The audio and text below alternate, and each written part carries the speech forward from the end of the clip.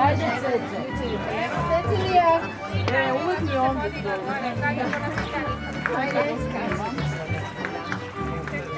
Šta ste se uplašile? Ono, brana. Moramo Marijanu da pošaljemo. Agencija Lovćen.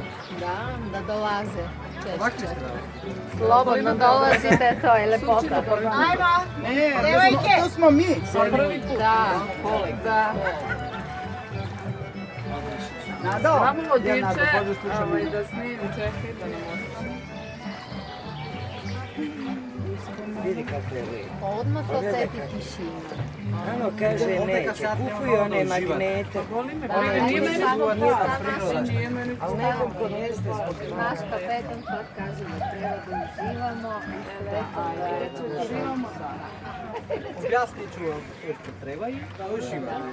Ajde. To je naš privatni vodič kroz jezik.